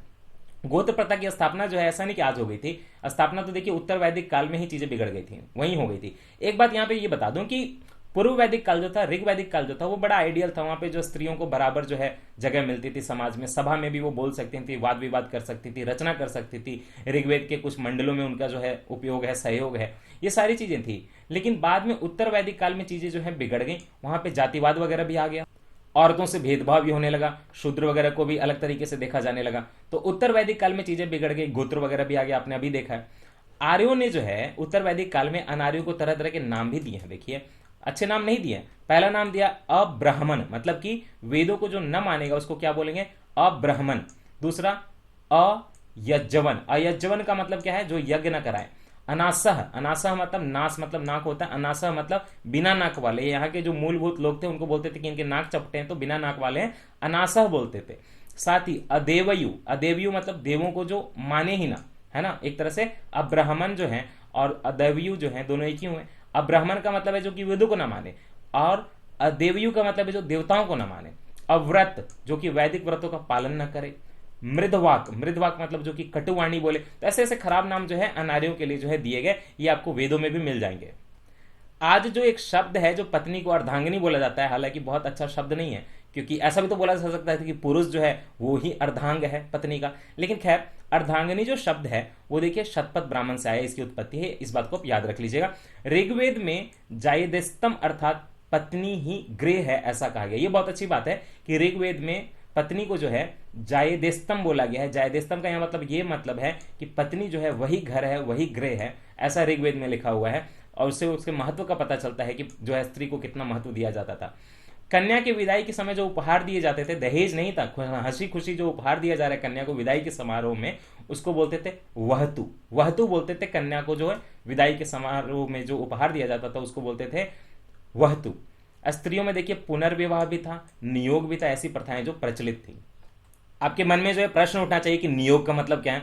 नियोग का मतलब यह है कि मान लीजिए किसी स्त्री का जो पुरुष है वो संतान की उत्पत्ति करने में जो है सक्षम नहीं है, तो उस स्त्री को यह है जो इजाजत थी कि वो चाहे तो अपने मन का कोई पुरुष चुने और उससे अपने संतान की जो उत्पत्ति करे। तो आज की जैसे कि तो कृत्रिम उपाय थे नहीं, तो जो है एक मतलब इंसान ही चुनना पड़ता था, पुरुष ही चुनना पड़ता था। तो इसी को बोलते हैं नियोग। तो पुनर्विवाह, अगर पति की मृत्यु हो गई या मन खुश नहीं है तो पुनर्विवाह कर सकते हैं। और देखिए कितनी लिबरल थी कि नियोग की भी प्रथा प्रचलित है कि अगर संतान की उत्पत्ति नहीं हो रही है तो जो है किसी और पुरुष को चुन के संतान की उत्पत्ति की जाए, शादी भले न की जाए उससे। लेकिन जो नियोग प्रथा से जो उत्पन्न संतान होती थी उसको क्या बोलते थे? क्षेत्रज बोलते। तो याद रहेगा, क्षेत्रज बोलते थे नियोग प्रथा से उत्पन्न संतान को। समाज में देखिए सती प्रथा के प्रचलन का कोई उदाहरण नहीं मिलता ऋग्वैदिक काल में। ये सब चीजें जो है खराब प्रथा जो है बाद में उत्पन्न हुई है। अच्छा, ऐसा था कि कन्याएं को मतलब वहां पे इजाजत थी कि चाहे तो वो आजीवन कुंवारी रहे। तो ऐसी कन्याएं जो आजीवन कुंवारी रहती थी उनको अमाजू कहते थे। ये भी क्वेश्चन आया हुआ है पीसीएस में, तो याद रखें इस बात को। समाज इतना जो था लिबरल था, इतना जो देखिए मॉडर्न था कि ऋग्वेद में देखिए खास करके घोष, लोपामुद्र, विश्वासरा और अपला, ये सब जो थी स्त्रियां जो थी काफी शिक्षित थी। और इन्होंने देखिए कि ऋग्वेद में कई मंत्रों की रचना भी की है। और ये जो लोपमुद्रा थी वो कौन थी? अगस्त ऋषि जो थे उनकी पत्नी का नाम ही लोपमुद्रा था। तो ऋग्वेद में घोष, लोपमुद्रा, विश्वावरा और अपला, ये जो है स्त्रियां जो है शिक्षित है, इनका नाम बताया गया था। और इन्होंने कुछ मंत्रों की रचना भी की है ऋग्वेद में। अच्छा, आर्य बस शाकाहार करते थे क्या?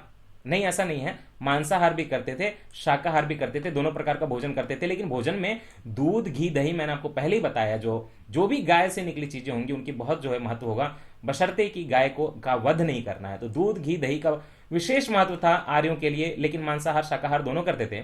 दूध में पकी हुई खीर भी खाते थे ये लोग, और इनका जो खीर था उसको क्या बोलते थे? क्षीरपा कौदन। क्षीरपा कौदन, देखिए नाम से लग भी रहा है, खीरपा कौदन आप मन में बोल लीजिए तो आपको याद रह जाएगा ऑब्जेक्टिव के लिए। तो क्षीरपा कौदन जो है, दूध में पकी हुई खीर को बोलते थे आर्य लोग, जो कि, और दूसरी बात, आज तो आप जो है खीर में जो है केसर, इलायची, ये सब चीजें डालते हो, लेकिन जो आर्य थे वो क्या करते थे, आपको वो दूध का तो ये खीर बनाते थे, उसको बोलते क्षीरपा कौदन। और सत्तू को दही में मिलाकर बनाए जो चीज, तो उसको बोलते थे करम्ब। करम्ब भी पीते थे ये लोग। करम्ब खाद्य जो था पदार्थ बनाया जाता था, वो सत्तू को दही में मिलाकर बनाया जाता था। जो लोग बिहार यूपी से नहीं होंगे तो शायद वो जो है सत्तू का मतलब नहीं जानते होंगे। तो सत्तू मतलब चने का जो पीस के बनाए खाने पीने के लिए, तो उसको बोलते हैं सत्तू बोलते हैं। और ऋग्वेद काल में 3 प्रकार का वस्त्र प्रचलित था, ये याद रख लीजिएगा, बिल्कुल आएगा ये एमसीक्यू में, बिल्कुल याद रखना है। 3 प्रकार का वस्त्र है, आगे मैं उसकी जो है डिटेल भी बताऊंगा। तो 3 प्रकार का वस्त्र जो ऋग्वैदिक काल में था वो कैसा था? एक था नीवी और वासस, और दूसरा अधिवासस। पहले ही बोल देता हूं, नीवी मतलब ऊपर का वस्त्र, वासस मतलब नीचे का वस्त्र, और अधिवासस मतलब कि ऊपर का वस्त्र। तो इंग्लिश में कुछ लोग इसको नीवी को अंडर गारमेंट भी बोलते हैं, वासस को जो है गारमेंट बोलते हैं, और अधिवासस को जो है मतलब ओवर गारमेंट बोलते हैं। लेकिन नीचे मैं इसका जो है डिटेल बताऊंगा, तो आप चिंता मत करिए। नीवी, वासस और अधिवासस जो है, इस 3 तरह के वस्त्र प्रचलित थे आपके ऋग्वेद काल में। दूसरी बात कि बस स्त्रियां आभूषण पहनती थी क्या? नहीं, बड़ी इक्वालिटी थी, स्त्री पुरुष जो थे दोनों आभूषण पहनते थे।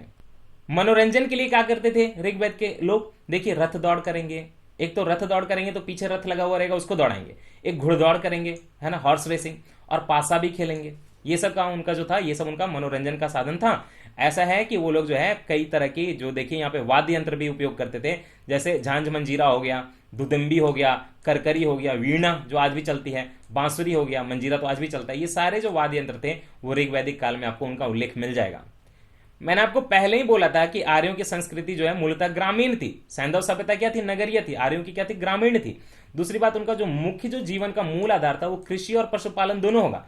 लेकिन खास करके ऋग्वेद के काल में आप ये देखेंगे कि पशुपालन की तुलना में कृषि का उल्लेख कम मिलता, मतलब ज्यादा क्या चीज पे फोकस था? पशुपालन ही ज्यादा था, कृषि ही कम होती थी ऋग्वेद काल में। लेकिन उत्तर वैदिक काल में देखेंगे आप कि कृषि का उल्लेख ज्यादा हो जाएगा, पशुपालन जो है उसकी तुलना में कम हो जाएगा। ऋग्वेद के मात्र 24 मंत्रों में ही देखिए कृषि का उल्लेख है, बाकी जो है सारे मंत्रों में जहां भी मिलेगा तो आपको जो है पशुपालन का उल्लेख मिलेगा। तो एक बात, कृषि योग्य भूमि को क्या बोलेंगे? बड़ा आसान है, एक तो बोलेंगे उर्वरा, दूसरा है क्षेत्र। तो उर्वरा तो सोचिए ना, आपकी बहुत आसान है उर्वरा बोलना है, क्योंकि जो आप भी बोलते हो, आप उर्वरक बोलते हो या उर्वर जमीन बोलते हो, जो कि जहां पे अच्छे से कृषि हो सके। तो कृषि योग्य भूमि को उर्वरा भी बोलेंगे और क्षेत्र भी बोलेंगे, तो यहां कंफ्यूज नहीं होना है। नियोग से जो संतान उत्पन्न हुई उसको क्षेत्रज बोलेंगे, तो इसका मतलब ये नहीं है कि कृषि करने वाले को क्षेत्रज बोलेंगे। तो दोनों में जो है डिफ्रेंशिएट कर लीजिएगा। अच्छा, ये लोग अच्छी खासी कृषि करते थे, बड़ा डेवलप था। तो बुआई हो गई, कटाई हो गई, मढ़ाई हो गई, सारे क्रियाकलाप तो कृषि के होते हैं, इससे ये लोग जो है परिचित थे। ऋग्वेद में देखिए नहर को क्या बोला है? कुल्या बोला है। नहर को कुल्या बोला है। आपको याद रखने के लिए बोल दूं कि आप कुल्या को कुल्हड़ जैसा सोच के चलिए, और कुल्हड़ में आप पानी वगैरह पीते तो आपको नहर थोड़ा याद रह जाएगा। कुल्या नहर को बोलते थे। और खोद कर जो गड्ढे बनाए जाते थे उसको तो आसान है, कूप बोलते थे, इसीलिए तो कूप मंडूक बोलते ना, कूप मंडूक याद रखिएगा तो कूप याद रह जाएगा। कूप या अवट जो है, खोद कर जो गड्ढा बनाया जाएगा पानी सींचने के लिए, उसको बोलेंगे। नहर जो बनाएंगे उसको कुल्या बोलेंगे। और जो रेहट होता है जिसमें चरखा लगा होता है और बाल्टियां लगी रहती हैं, नीचे जो है आपके कुएं से पानी आता है, चलता रहता है, और गायें जो है उसको गोल गोल घुमाती रहती हैं, तो रेहट की जो चरखी है उसको अश्व चक्र बोलेंगे। लेकिन भारत में जो अच्छे से रेहट आया तो पर्शियन लोग बाद में लेकर आए थे, उसको अरहट्टा भी बोलते हैं। और ये यूपीएससी 2016 में क्वेश्चन आया था कि अरहट्टा क्या होता है, तो पानी को सींचने का जो तरीका होता है खेतों को, उसको रेहट या अरहट्टा बोलते हैं। बाद में तो पर्शियन लोग लेकर आए, फारस के लोग लेकर आए। लेकिन आपके ऋग्वैदिक काल में भी एक तरह का रेहट था, चरखी था, उस चरखी को बोलते थे अश्व चक्र। देखिए ना, अश्व चक्र नाम भी है, ऐसा उल्लेख मिलेगा। दूसरी बात कि ऋग्वैदिक समाज में देखिए व्यवसाय जो था अनुवांशिक नहीं था, कि जो मतलब कि जो बिजनेसमैन का बेटा बिजनेसमैन ही बनेगा, है ना, लोहे का काम करने वाला लोहार ही बनेगा, नहीं, वो हर कोई अपने हिसाब से कर्म चुन सकता था। ऋग्वेद काल में बड़ी अच्छा समाज था, बड़ा अच्छा समाज था। ऋग्वेद में जो बढ़ई होता था उसको तक्षा बोलते थे। आप याद कैसे रखोगे? तक्षा बोले तो आप तख्ता सुनना, तो तख्ते का काम कौन करेगा? बढ़ई करेगा, कारपेंटर करेगा, लकड़ी के काम वाला। अच्छा, उसके अलावा कौन था? स्वर्णकार, तो यह तो याद रहेगा, स्वर्णकार, है ना। चर्मकार। हिरण्यवेयी का मतलब याद रखना है, हिरण्यवेणी का मतलब क्या बताया था मैंने, अरब सागर में मिलने वाली सिंधु नदी, क्योंकि हिरण्यवेणी का मतलब वहां पे जो है स्वर्ण ही है, क्योंकि बहुत अच्छा उनका जो है आर्थिक उपयोग था सिंधु नदी का, इसलिए उसको बोलते हैं हिरण्ययनी नदी। तो स्वर्णकार था, चर्मकार था जो चमड़ों वाला काम करता होगा। गाय भैंस जैसे मर गए तो उनके बाद मरने के बाद चमड़ों का तो उपयोग करेंगे ना, तो चर्मकार होता था। जो जुलाहे होते थे देखिए उनको वाय बोलते थे, जुलाहे जो थे उनको वाय बोलते थे। और जो धातु का कर्म करता था उसको कर्मा बोलते थे। देखिए विश्वकर्मा भगवान को याद कर लीजिए, विश्वकर्मा भगवान जो होते हैं आपके टूल टेक्निक के जो जो होते हैं, जो भी आपका मान लीजिए धातु का सामान होता है, ऐसी चीजों के देवता कौन होते हैं, विश्वकर्मा। तो उससे आप जो है धातु का कर्म करने वाले को याद रख लीजिए कर्मा, और वाय को जो है जुलाहे के साथ थोड़ा याद रख लीजिए। ऐसा कर सकते हैं आप कि देखिए जुलाहे का काम क्या है, जुलाहे का काम तो देखिए कपड़ा वगैरह बुनना है ना। अब कपड़ा जो है आपको पता ही है कि देखिए मतलब मान लीजिए तकिया वगैरह है तो उसमें जो है हवा, या स्वेटर को याद कर लीजिए तो आपको जो हवा से बचाता है ना, तो वाय है ना, वायु से थोड़ा वायु याद रख लीजिए, तो वायु से जो आपको कपड़े बचाते हैं तो इसलिए जुलाहे को आप वायु से जोड़ लीजिए। कुंभकार तो जानते हैं आप, कुंभकार जो होता है मिट्टी के बर्तन वगैरह बनाने वाला। कताई बुनाई का कार्य देखिए स्त्री और पुरुष दोनों करते थे। आज भले जो है स्त्रियों को आप ये काम पकड़ा देते हैं, लेकिन ऋग वैदिक काल में स्त्री और पुरुष मिलकर दोनों देखिए कताई बुनाई का काम करते थे। और ऋग्वेद से यह भी पता चलता है कि सिंध और गंधार का प्रदेश जो था वहां से सुंदर ऊनी वस्त्रों का जो है उत्पादन होता था। आज भी जो देखिए सिंध है पाकिस्तान में, और गंधार जो है कंधार मतलब कि अफगानिस्तान में, ये देखिए ठंडा प्रदेश है। सिंध तो नहीं बोलूंगा ठंडा, लेकिन कंधार वगैरह तो ठंडा हो जाता है ठंड के मौसम में खास करके, तो वो ऊनी वस्त्रों के लिए प्रचलित था। एक और बात है कि वहां पे देखिए भेड़ वगैरह का बहुत ज्यादा है, तो भेड़ वगैरह होने के कारण वहां से ऊनी वस्त्रों का अच्छा उत्पादन होता था। व्यापार जो था देखिए वस्तु विनिमय या अदल बदल प्रणाली पे था। आपको विनिमय के रूप में निष्क का मिलेगा उल्लेख, लेकिन निष्क कोई सिक्का नहीं था। आप याद रखिएगा कि निष्क जो था वो ऋग वैदिक काल में था, लेकिन निष्क कोई सिक्का नहीं था। मैं आपको आगे बताऊंगा कि निष्क था क्या, आपको फोटो भी दिखाऊंगा, चिंता मत करिए। व्यापार जो था, वाणिज्य तो प्रधानतः पणि वर्ग के लोग करते थे। व्यापार का वाणिज्य कौन करते थे, ऐसे तो वैश्य था, लेकिन वैश्य में भी थे कि वैश्य में भी देखिए पणि, पणि याद रख लीजिएगा, पणि वर्ग के लोग जो थे वो व्यापार वाणिज्य करते थे। ऋग वैदिक आर्य जो थे पहले भी बताए हैं लोहे से परिचित नहीं थे। लोहा जो है उत्तर वैदिक काल में आएगा। अब आपके जो है पीएससी से या किसी भी एग्जाम से बहुत ज्यादा, बीओ का एग्जाम दे, पीएससी का दें, आपके लिए बहुत इंपॉर्टेंट एसएससी का दें कि ऋग वैदिक कालीन कुछ शब्द सुनिए और उनका अर्थ सुनिए। मैंने आपको पहले ही बताया था नीवी, वासस और अधिवासस क्या थे, कपड़े जो थे पहनने की बात हो रही थी। तो नीवी क्या होता है, कमर के नीचे जो पहने वाला वस्त्र था। पहले ही आपको बोला इंग्लिश वाले इसको अंडर गारमेंट बोल देते हैं, तो नीचे का जो कपड़ा है उसको नीवी बोलेंगे। याद भी रहेगा देखिए नीवी, एक तो नीचे मतलब नीवी, दूसरा आप नी याद रख लें इंग्लिश में तो कमर हो गया, तो उसके हिसाब से जो है नीवी जो है कमर के नीचे पहने जाने वाला वस्त्र। वासस, वासस जो है कमर के ऊपर पहने जाने वाला वस्त्र हो गया। और अधिवासस क्या हुआ, जो आप सब कपड़े अपने पहन लिए, ऊपर से जो आपने शॉल या चादर या ओढ़नी जो लगा ली, उसको जो हम लोग अधिवासस बोलते हैं। उसके बाद तक्षा, पहले बढ़ई का नाम दिया था। कर्मा धातु वाले का। अरित्र का मतलब क्या है, होता है जो नावों को, जो एक नाव बनी है, ठीक है, एक तो उसका नाविक है, कोई बात नहीं, और जो खास करके जो पतवार चला रहा है, जो पतवार चला रहा है उसको अरित्र बोलेंगे, और जो नाविक है उसको अरित्री बोलेंगे। ध्यान रखिएगा, जो पतवार चला रहा है उसको बोलेंगे अरित्र, और जो नाविक है उसको बोलेंगे अरित्री। राजा को क्या बोलेंगे, राजा को देखिए गोप्ता भी बोलेंगे। अतिथि को क्या बोलेंगे, गोहंता या गोहन, तो गो को मारने वाला मत समझ लीजिएगा, अतिथि को गोहंता या गोहन बोलेंगे। और युद्ध करने को क्या बोलेंगे, देखिए युद्ध को ये लोग जो थे गविष्ट बोलते थे, गेसु बोलते थे या गम्य बोलते थे। युद्ध चूंकि गायों के लिए होती थी, याद रखिएगा, आर्यों की जो लड़ाई होती थी जनरली वो गायों के लिए होती थी कि आप जो है मैं जीतूंगा तो इतने गाय दोगे, मैं हार गया तो आपको इतनी गायें दे दूंगा, तो इसीलिए जो है युद्ध को गविष्ट भी बोलेंगे। अच्छा, गेसु और गम्य भी बोलेंगे। गाय को क्या बोलेंगे, अघन्या बोलेंगे कि गाय को आप मार नहीं सकते। जो आज का हल है, जो हल से खेत जोतते हो, उसको वो लोग लांगल बोलते थे। और याद रख लीजिए कि खेत में हल चलाने के बाद बनी जो नालियां बन गई, खेत में ऐसे आपने हल चलाया ना, तो ये जो पतले पतले जो बन गए डिजाइन नालियां जो बन गई, उसको सीता बोलेंगे, और सीता में जो है कृषि की जाएगी। तो ये सीता से आप सीता माता ना समझे, उस समय पे ऐसा कुछ भी नहीं था, क्योंकि ये सब चीज जो है पुराण वगैरह में मिलते हैं, सीता माता की बातें रामायण वगैरह में मिलते हैं। वैदिक काल में ऐसा कोई उल्लेख नहीं है सीता का। वैदिक काल में सीता का मतलब है कि खेत में जो आप हल चला दो उसके बाद जो नालियां बन गई, तो बड़ी उपजाऊ ये जमीन बन गई, उसको बोलेंगे सीता। अच्छा, बढ़ई को तक्षा बोलते हैं, पहले ही बताया था, देखिए उसको तक्षण भी बोल सकते हो आप। मरुस्थल, जो उपजाऊ जमीन ना होगी, जो मरुस्थल होगी, उसको क्या बोलेंगे, मरुस्थल को देखिए धन्व बोलेंगे। तो आपको धन्व से धन याद ना रखें, धन्व जो है मरुस्थल के लिए उपयोग किया गया है। जुता हुआ जो खेत है, जो उपजाऊ जमीन है, उसको उर्वरा बोलेंगे या क्षेत्र बोलेंगे, तो पहले ही बता दिया था। अनाज को क्या बोलते थे? धान्य बोलते थे। देखिए धान्य बोलते थे अनाज को, तो आप जो धान से याद रख लेना, अनाज को धान से याद रख लेना कि धान्य बोलते थे। लेकिन यहां डिफ्रेंशिएट कर लेना, आप मरुस्थल को धनव बोल रहे हैं और अनाज को धान्य बोल रहे हैं। सोचो, चारागाह को क्या बोलेंगे? खिल्ले बोलेंगे, है ना। चारागाह को खिल्ले क्यों बोलेंगे? खिलाने की जगह जानवरों के, तो ऐसे याद रह जाएगा, खिल्ले बोलेंगे। अच्छा, सूदखोर जो बोलेंगे उसको क्या बोलेंगे? बेकनाट, है ना, बेकनाट। सूदखोर को बेकनाट बोलेंगे। चारागाह का जो प्रमुख होगा, जिसके कंट्रोल में पूरा चारागाह होगा, नियंत्रण में, उसको व्राजपति बोलेंगे। याद रखिएगा, चारागाह को क्या बोलेंगे? खिल्ले बोलेंगे, और जो खिल्ले का जो प्रमुख होगा उसको व्राजपति बोलेंगे। तो ये दोनों जो साथ में जोड़ के याद रखिएगा। परिवार का प्रधान पहले ही बताया कि कुल का प्रधान कुलप बोला जाएगा। अच्छा, एक बात, गुप्तचर को मैंने बोला था स्पाई के नाम पे आप जो है स्पर्श याद रख लेना। देखिए, थोड़ा ऋग्वेद के बारे में और एक बात करते हैं कि ऋग्वेद में आपको सर्वप्रथम भारत की भूमि पर बहुदेववाद के दर्शन की प्राप्ति होती है। बहुदेववाद मतलब एक ही भगवान नहीं है, भगवान के अलग अलग जो है फॉर्म है। ये बात आपको ऋग्वेद पढ़ने से भी पता चलेगा। एक जो है निरुक्त लिखा गया यास्क द्वारा, तो यास्क का जो निरुक्त है उसके अनुसार ऋग्वेद में देवता की संख्या 3 ही थी, लेकिन इस पे विवाद है, इतनी बातें नहीं है। लेकिन जो है कहानी यहां पे खत्म नहीं होगी। देखिए, यास्क के निरुक्त में तो ये बोला कि ऋग्वेद में देवताओं की संख्या 3 ही है, लेकिन ऋग्वेद में ही एक अन्य स्थल पर अगर आप देखेंगे तो ये बताया गया है कि 3 लोक हैं और तीनों लोक में जो है 11-11 देवताओं का निवास है। तो आप सोचिए, 11 गुना 3 कितने हो गए? 33 देवता हो गए ऋग्वैदिक काल में। देखिए, एक जगह बताया गया कि 3 है, एक जगह बताया गया कि 33 है। तो ऋग्वैदिक देवताओं का वर्गीकरण 3 वर्गों में जो किया गया है वो 3 लोकों के आधार पर किया गया है। एक लोक होता है पृथ्वी, दूसरा होता है आकाश, तीसरा होता है अंतरिक्ष। जो पृथ्वी के देवता हैं उनमें से देखिए कई सारे हैं, 11 देवता हैं ऐसे तो, लेकिन पृथ्वी, अग्नि, बृहस्पति और सोम, ये 4 जो देवता हैं पृथ्वी के देवता, ये प्रमुख हैं। आकाश वाला जो लोक है उसके प्रमुख देवता देखिए सूर्य, नाम से पता चल रहा है ना, आकाश के देवता सूर्य, मित्र, पूषण, विष्णु, धौ और अश्विन वगैरह हैं। अंतरिक्ष के देवता में देखिए इंद्र, इंद्र को याद रखिएगा। इंद्र जो है ऋग्वैदिक काल में देखिए सबसे प्रमुख देवता इंद्र थे, जो कि बाद में इतने इंपॉर्टेंट नहीं रहे, अब तो विष्णु हो गए। तो इंद्र, पर्जन्य, रुद्र, आप, वायु, वात, ये सारे जो है अंतरिक्ष के देवता माने जाते हैं।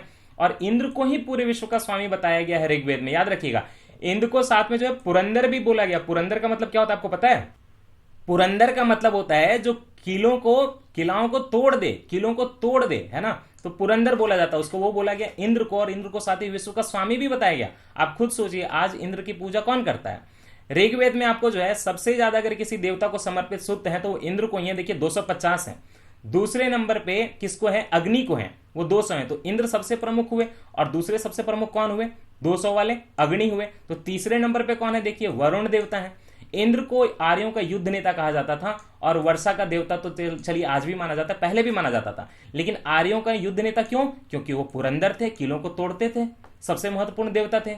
दूसरी बात, दूसरे महत्वपूर्ण देवता कौन हुए? अग्नि हुए, 200 सुक्त वाले। और तीसरे नंबर पे कौन थे? वरुण थे।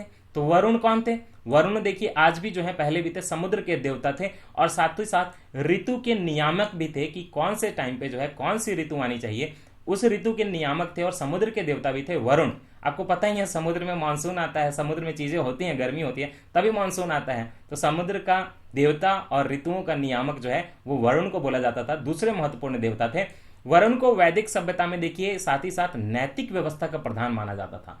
कि नैतिक व्यवस्था मतलब कि उनका जो एथिक्स है सोसाइटी में, उनके समाज में क्या नियम कानून अपनाने चाहिए, इनके भी जो देवता थे, उनके भी जो प्रधान थे, वो वरुण देवता को ही माना जाता था। इसीलिए वरुण देवता को ऋत्स्य गोपा भी कहते थे। वहां की जो मतलब उनके जो नैतिक व्यवस्था होगी उसके वो प्रमुख थे, इसलिए उनको ऋत्स्य गोपा भी कहते थे। ठीक है।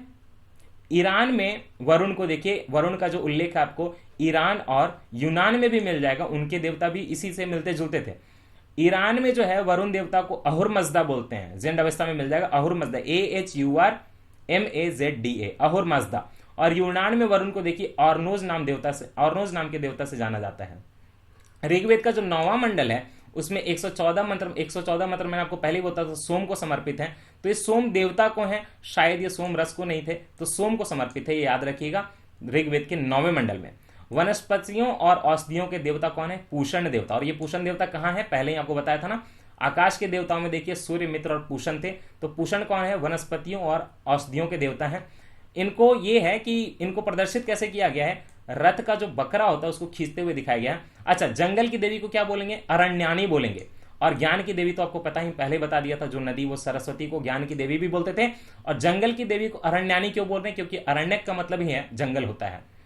उत्तर वैदिक काल में देखिए कि जो उत्तर वैदिक काल में पहले जो आपके प्रमुख जो आपके भारत से जन थे, मैंने आपको बताया था प्रमुख कौन थे, भरत, पुरु, कृवि, तुर्वसु, द्रोह्य और अनु थे।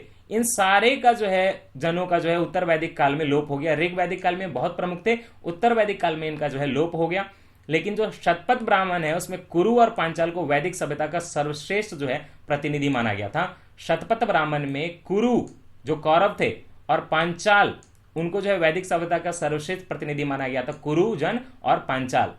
एक है छंदोग्योपनिषद।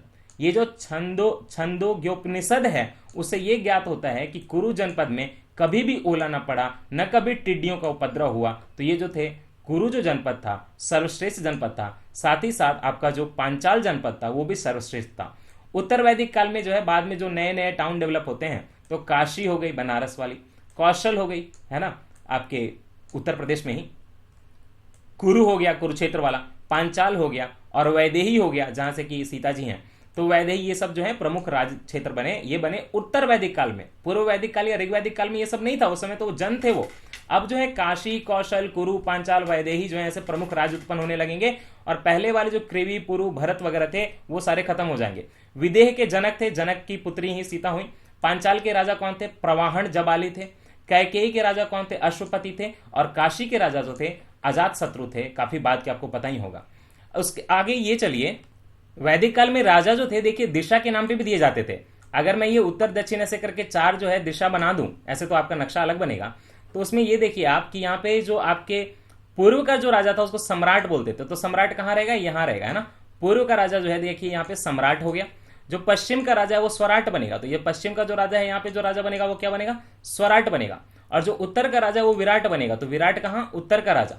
और जो दक्षिण का राजा है वो देखिए भोज बनेगा। तो भोज यहाँ का राजा हो गया। और जो मध्य का जो राजा होगा उसको बस राजा बोलेंगे। तो मध्य वाला राजा हो गया, देखिए यहाँ पे हो गया पूर्व में सम्राट, पश्चिम में हो गया स्वराट, उत्तर में हो गया कौन? उत्तर में देखिए विराट हो गए, और दक्षिण में कौन हो गया? भोज हो गए, और मध्य में जो है राजा वो कहाँ बने? वो राजा कहलाएंगे। तो इसी के साथ जो है हमारा लेक्चर ये समाप्त होता है। अगले लेक्चर में जो है हम क्या करेंगे? वैदिक सभ्यता का जो है समापन कर देंगे। तो आप जो है चैनल देखते रहिए, मेरे साथ बने रहिए। वीडियो पसंद आए तो लाइक करें, सब्सक्राइब करें और शेयर करें, और अपना ध्यान रखें, पढ़ाई करते रहें बस।